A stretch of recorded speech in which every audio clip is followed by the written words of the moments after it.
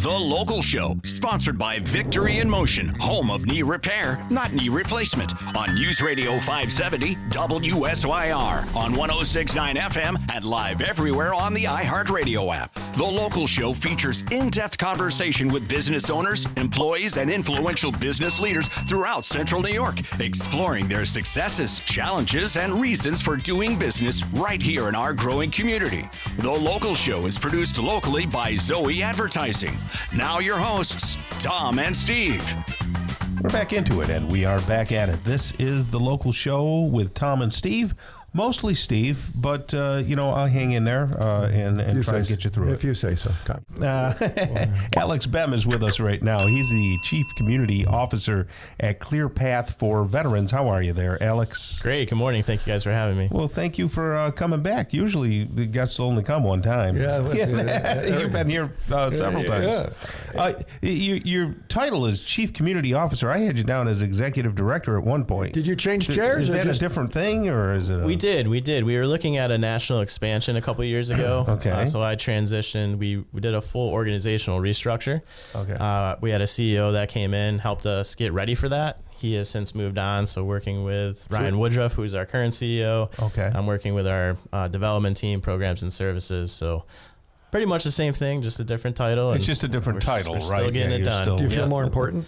I think we're all rolling in the same direction. So why don't we start off for people who don't know what Clear Path for Veterans is? Explain what the organization does and why it's important in our community. We're a local nonprofit veteran resource organization. Our main campus is located in Chenango, New York, and we serve military members, veterans, and their families through holistic programs and services. Everything from peer and family support to workforce development, canine training for service dogs, specifically for veterans with post-traumatic stress and military sexual trauma. And then we also have enrichment and wellness programming. We're there to welcome veterans home, to help them transition and re-enter into their communities. And for us, it's basically looking at how can we have a community-based model where we welcome veterans and their families in with open arms to not only connect with our programs and services, but other veterans themselves, because that camaraderie piece is very big in the military community.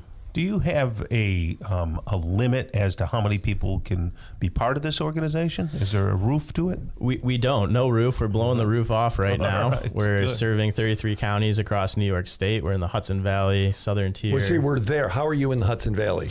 So we have folks that are working on different grant programs. Right now, specifically a suicide prevention program. So there's veterans that are living in their communities working for Clear Path, connecting with other veterans to connect them with our resources here in Central New York, and then other community resources in the communities that they actually reside in. Would that be a peer counselor? Yes. Okay. Yes, those are peer mentors. We're working, the VA has a Staff Sergeant Fox suicide prevention program right now that we're serving 28 counties across New York State with. So how do people find out about that? We're boots on the ground in the community. Okay. We're knocking on doors. We're going to events and functions, trying to get the word out and connecting with the other folks in the small veteran communities who may know a veteran or family member who could use the assistance. Well, how many are there of us? Because I heard a whole lot of things. How many people are involved serving or on paid staff or volunteers? How big is the team? Team is 46 full-time staff members right now. That's a lot. I got there 10 years ago, and there were 6 of us sitting around the table saying, how are we going to do this? Wow, and that's it's amazing to see it grow. The need is there, and we're always trying to be as responsive as we can. So when communities reach out and say, we have a gap in programs for veterans, we want to be able to assess and see if we can bring resources to those folks. That peer mentoring position seems to be a very important one in the organization. How does somebody qualify to be a peer mentor? It's one of the only positions within the organization that does require you to be a veteran yourself. And we do that because we're looking at veterans who have experienced the transition, who have lived experiences both in the military, but then transitioning out of the military. So when we're working with that veteran who's stepping out of Fort Drum and saying, I don't know what to do, I don't know how to connect to health benefits, education, we have veterans on staff who have experienced that and can stand right alongside them to get them. I always used to think veterans in that place were older. They're not necessarily older. My son was Air Force. He's 26. and he is now went from active to reserve, and that whole camaraderie, he's like, yeah, it's not the same. And what he was trying to say is, I had a pack to run with, and my pack is gone. Is that a fair analogy? Fair analogy. I always tell people we were driving the Lamborghini 200 miles an hour. Then we came home and we're driving, you name the car, at about 10 miles an hour. And yes. It's a hard transition. It is. And he's now he's in college full time. He's reserves, but he's like, yeah, I don't know. Maybe I'll do that. He's hovering about going back in because that camaraderie piece is such a big deal.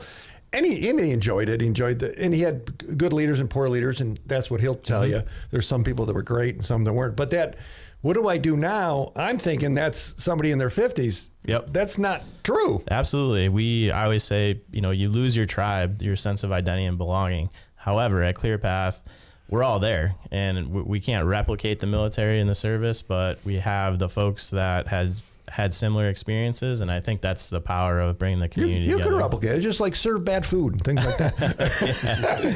The food is very good up there, right? You still have that same chef? Or? We do. Do Chef Mike, he's amazing. Yeah. We have our Wednesday meals. And, tell us about the Wednesday meals. So the canteen is meant to bring the community and veterans and military members to enjoy a healthy meal. It's every Wednesday from 11 to 1. And we have about 300 to 350 folks that join us every Wednesday now. That's a lot of people. Couldn't do it without volunteers. We have an amazing volunteer crew. Just for the culinary piece on Wednesdays, we have anywhere upwards to 50 to 60 folks that come in and volunteer. Oh my gosh. Incredible. And the place itself is just like 5-star. You feel like you're pulling into a resort up in the Thousand Islands when you pull up there. And that's what we wanted. We wanted a warm, welcoming place for people to come, put down your shoulders, connect with other veterans and programs and services. And we can always improve, but yes, it's very relaxing when you drive onto the campus. Is that the property where I can see Oneida Lake from there? Yes. Yeah. Yep. You and I were up there, Tom. Yeah, we were up there. A long time ago when there was a golf course, which there isn't anymore. Yeah, we were doing some drone work. That's okay. This was probably 10 dozen years ago, but the view is beautiful. Tell me about the dogs, because you had me at service dogs. So they're being trained there. People, what's the deal with the dogs in that property? What are you doing? Right now, we have almost 50 dogs in the 50 program. 50 dogs? 50 dogs. Okay. They're purpose-bred labs. They eventually start their training. Well, they really start their training as soon as they're born. We have community volunteers called Canine Guardians. They actually take the dogs home with them. They come back during the week and train with our trainers. Good thing my wife's not listening to the show. Because really. Train with our trainers, and then after about 18 months, the dog is ready to be paired with the veteran, and the veterans come to ClearPath, stay on campus, and they're immersed on about a 3-week intensive training program, and then they graduate with a certified service. Okay, so these folks that go home with the dogs, they have to bring them back, Tom. That's the problem. They have to bring them back. That's got to be sad and hard, right? It's so powerful when we have our canine graduation. The guardians actually pass the leash of the dog to the veteran who's getting the dog, and it's very, very powerful. It's like giving away your child at a marriage, yes. right? Yes. That's like 100%. And most of the guardians that do it once, they ask for a dog right away to keep doing it. So it's an amazing. That's a wonderful. Just highlighting program. How the community gets involved to really help. So real quick, you have room for volunteers? We do. Always have room for volunteers across the board, culinary, the facility maintenance, you name it. Mm-hmm. All right here in town, ClearPath 4, the number 4 vets.com.